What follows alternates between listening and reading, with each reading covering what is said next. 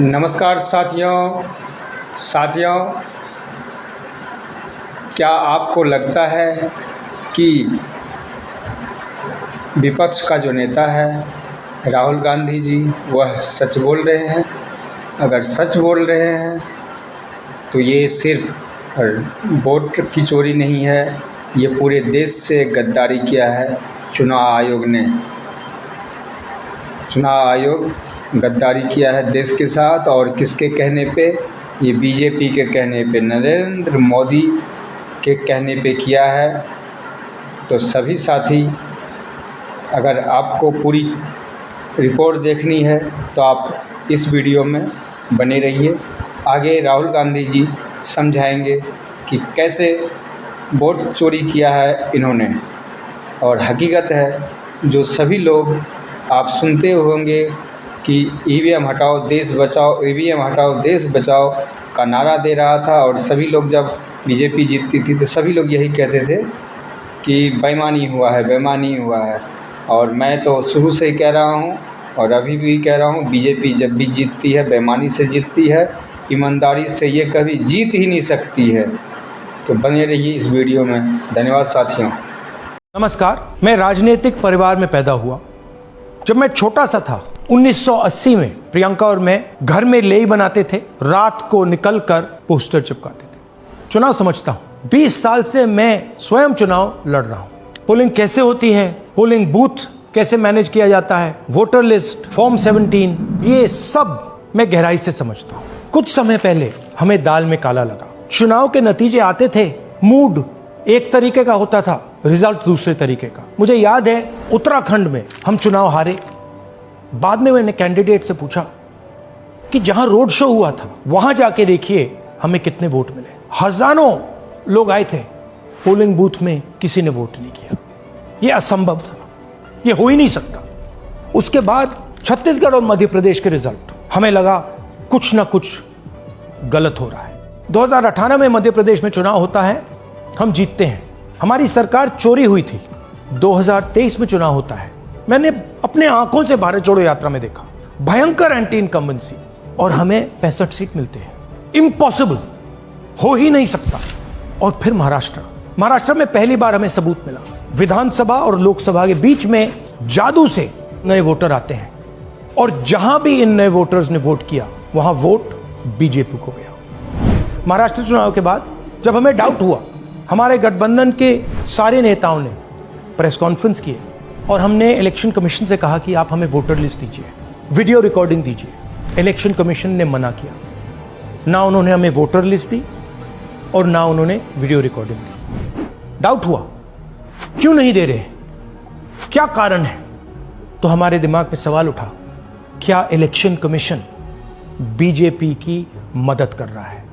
क्या election commission ही election को चोरी करवा रहा है? इसके बाद हमने एक टीम सेटअप की और हमने उन्हें कहा कि आप जाइए, एक कंस्टिट्यूएंसी में जाके ढूंढिए, सच्चाई ढूंढिए, किस प्रकार से चीटिंग की जा रही है, किस प्रकार से यह काम किया जा रहा है और कौन कौन इस काम को कर रहे हैं। सबसे महत्वपूर्ण बात यह है कि इलेक्शन कमीशन डिजिटल डेटा नहीं देता है, फिजिकल डेटा देता है। मतलब लाखों कागज में वोटर लिस्ट दे देगा, मगर डिजिटल वोटर लिस्ट किसी को कभी नहीं देता। क्यों नहीं देता? कारण क्या है? कारण है कि अगर डिजिटल डेटा मिल जाए तो इलेक्शन कमीशन की सच्चाई पूरे देश को पता लग जाए। हमने टीम को बताया, मैंडेट दी कि आप जाके चेक कीजिए, आप 5-7 सीटों पे पता लगाइए कि चीटिंग हुई, और अगर हुई तो कैसे हुई। टीम ने हमें एक दिन बताया कि 5-7 सीटों पे यह काम किया ही नहीं जा सकता। क्यों? मैंने उनसे पूछा क्यों नहीं किया जा सकता? उन्होंने मुझे ये कागज दिखाए। ये जो कागज हैं, ये एक लोकसभा के कागज नहीं है, ये एक विधानसभा के कागज है, और इन कागजों को हमने मैन्युअली सॉर्ट करना पड़ा। और पूरा का पूरा काम जो हुआ है, इसमें 6 महीने लगे हैं, और एक असेंबली सीट में हम ये काम कर पाए हैं। क्यों? क्योंकि डिजिटल डेटा नहीं दिया जाता। अगर इलेक्शन कमीशन ने हमें डिजिटल डेटा दिया होता तो हम ये कार्रवाई पूरे देश में, हर लोकसभा में, हर विधानसभा में 15 मिनट में करके दिखा देते। हमारे पास अनलिमिटेड रिसोर्सेज नहीं है, इसलिए हमने ये रिसर्च सिर्फ एक लोकसभा में, एक विधानसभा सीट में की। मगर मुझ में अब पूरा भरोसा है कि ऐसी 100 से ज्यादा सीटें हैं हिंदुस्तान में। जो यहां हुआ है उन सीटों में भी हुआ है।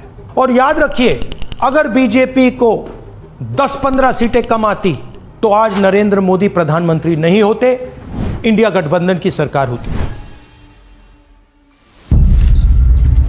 जांच ने 5 तरीके की चोरी पकड़ी है।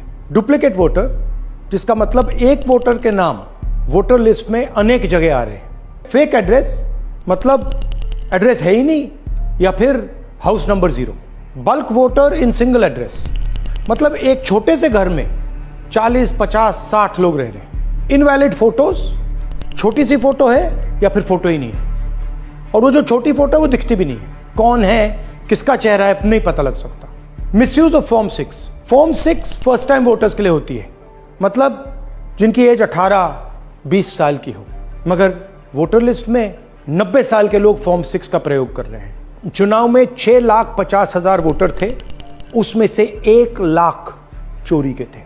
अब मैं आपको 5 उदाहरण देता हूं। यह देखिए गुरकीरत सिंह डांग, इसका नाम 4 अलग अलग बूथों पे आता है। यह कैसे हुआ और क्यों हुआ?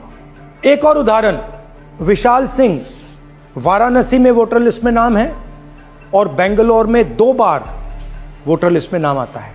क्या ये वाराणसी में वोट कर रहे हैं या बेंगलोर में वोट कर रहे हैं या दोनों जगह वोट कर रहे हैं? एक और उदाहरण देखिए, हाउस नंबर 0। तो आपने कभी सुना है हाउस नंबर 0? हमने तो नहीं सुना था, मगर बेंगलोर में हजारों हाउस नंबर 0 हैं वोटर लिस्ट पे। हाउस नंबर 35 की कहानी सुनिए। छोटा सा घर है, ज्यादा से ज्यादा 4 लोग रह सकते हैं, मगर इस 35 में 80 लोग वोटर लिस्ट में रजिस्टर्ड है। ये ईआरओ ने कैसे अप्रूव किया, क्यों अप्रूव किया, पता लगाना है। अच्छा, अब ये देखिए वोटर लिस्ट, इनकी फोटो देखिए, या फोटो है ही नहीं या फिर छोटी छोटी फोटो है जो दिख नहीं सकती। इन वोटर आईडीज पे वोट दिया गया है। अब मैं आपको बताता हूं शकुन रानी की कहानी। फर्स्ट टाइम वोटर बनी है, 70 साल की आयु है। एक बार फॉर्म 6 का प्रयोग किया और उसके कुछ ही महीने बाद दूसरी बार फॉर्म 6 का प्रयोग होता है। 2 बार इनका नाम वोटर लिस्ट में आता है और फर्स्ट टाइम वोटर की लिस्ट में आता है। ये फर्स्ट टाइम वोटर हो ही नहीं सकती। तो क्या शकुन रानी जी ने वोट किया या किसी और ने शकुन रानी जी के लिए वोट किया? ये ही छुपाने के लिए सीसीटीवी का डेटा हमें नहीं दिया जा रहा है। और ये शकुन रानी जी अकेली नहीं है, ऐसे हजारों लोग हैं जिन्होंने फॉर्म 6 का प्रयोग करके 2-3 बार वोटर लिस्ट में नाम डाला है। हमने पहले इलेक्शन कमीशन से इलेक्ट्रॉनिक वोटर लिस्ट मांगी थी, सीसीटीवी फुटेज मांगी थी, उन्होंने अपना काम नहीं किया, हमें नहीं दिया। फिर हमने अपना इन्वेस्टिगेशन कराया, आरटीआई भरे और हमारे पास डेटा आया। भाई और बहनों, सच्चाई यह है कि हिंदुस्तान में इलेक्शन कमीशन और बीजेपी मिलकर इलेक्शन चोरी कर रहे हैं। यह पूरा का पूरा सबूत ब्लैक एंड व्हाइट में आज हमने आपको दिया है। इलेक्शन कमीशन जानता है कि हमने उनकी चोरी पकड़ ली है, इसीलिए एसआईआर आया है। यह एसआईआर जो है इंस्टीट्यूशनलाइज चोरी है। इलेक्शन कमीशन खुलकर बिना डरे बीजेपी के साथ मिलकर चोरी कर रहा है। और ये जो एसआईआर है, इसका लक्ष्य गरीबों का जो हक है, उनका वोट जो है, उनसे चोरी करने का है।